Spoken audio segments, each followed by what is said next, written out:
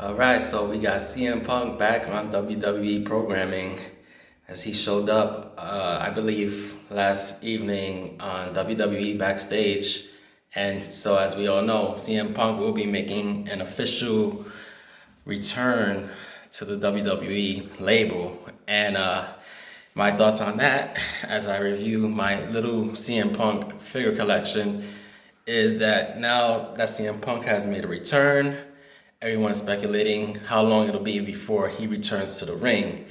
And my view on that is that I think is not going to happen because Punk is making his return on a whole new capacity. He's simply there on, I believe, for the Fox contract that WWE has with Fox.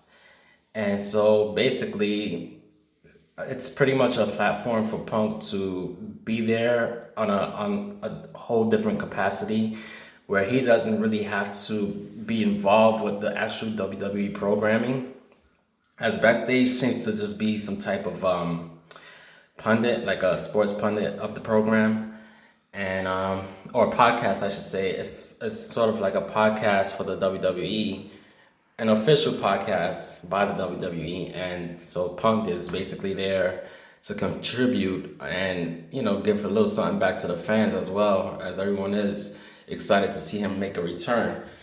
And with that being said, him returning to the ring, I don't think is necessary. I think his career is already solidified. CM Punk is a household name. Everyone, well, all fans know about CM Punk. He has a huge following, and his return is going to bring a lot of viewers to the backstage segment. And I want to see what he has to say about the update, any updates he has on the product, because as we all know, the product itself is very shaky. And I just want to hear his 2 cents about it. But yeah, this is the little figure collection that I set up, and it's sort of a toast to his return. And so, starting from the left, this is I believe this is the first Elite figure that was released on CM Punk, the first series. And he's sporting his street gear, or I should say his, what was he, in Ring of Honor, right? His original playground was Ring of Honor, or the Indies somewhere. So he used to rock this attire. Under it, I mean, it's removable, it's a custom fix, but yeah, that's the original Punk. And on to the next, this is the All Stars CM Punk. I have Luke Gallo in the background because this completes the Straight Edge Society. And I think this is when I became a heavy CM Punk fan. I joined the Punk bandwagon back then when he was Straight Edge. And I used to love those segments where he used to recruit audience members to join his Straight Edge Society. I was hooked on that. I thought that was a good angle. And Luke Gallo, his change from Festus, I don't know if anyone remembers, I'm sure most of you do, but Luke Gallo's original persona or gimmick was some sort of, he was kind of a mentally challenged wrestler who used to come out with another performer by the name of Jesse.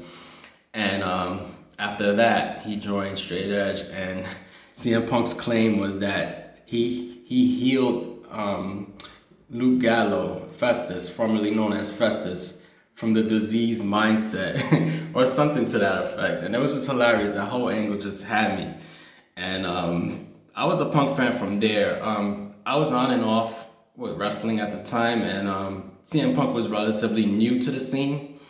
At that point, no, not really, but he was pretty much officially branded on WWE because from there, before that, he was on ECW, which no one followed. Not even myself. I don't think I followed much of that.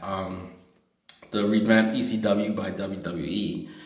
And so from there, he jumped ship to SmackDown, I believe, directly from ECW, and that's when his whole Straight Edge gimmick began. If I'm not mistaken, I think that's how it worked. But yeah, that's the Straight Edge CM Punk. And here is the Cult of Personality Punk, as we know him today. The pipe bomb, the infamous pipe bomb that pretty much gave him the big cult following that he has today. Honestly, before that, Punk wasn't really much of a major player in the scene. He was sort of the undercard, and when he blew up with that pipe bomb, that's when everybody jumped ship and realized that this man is serious. He's a serious talent, and he deserves the backing that he has today. And well deserved. He is, he has proven himself in that ring and outside.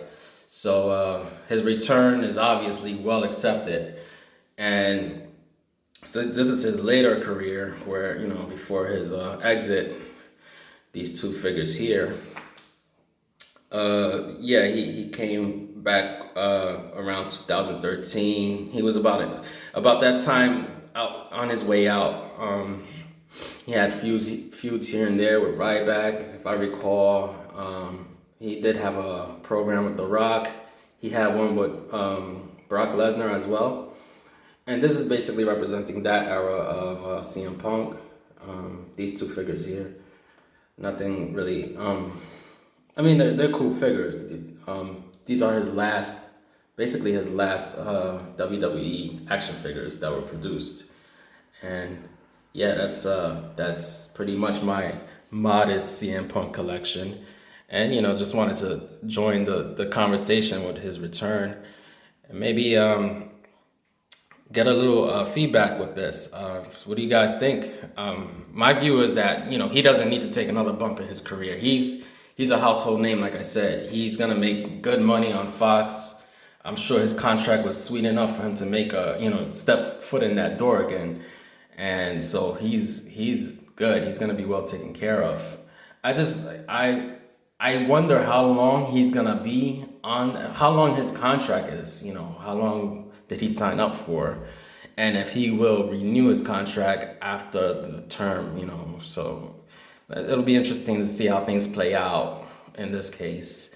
I don't expect to see him at all on Raw, SmackDown, or NXT for that matter. And I'm sort of surprised that he just he just pushed away the AEW deal. I think him and AEW would have really spiced up the whole industry. And being backstage in WWE, it's probably gonna be a sweeter deal for him, financially and work related wise. He just has to. Everybody with CM Punk, all he needs to do is speak his mind. That's all everybody needs to receive from him, because at this point he doesn't have anything more to prove. He already, he got all the titles. He did the UFC. He's done. He doesn't need any more combat in his life.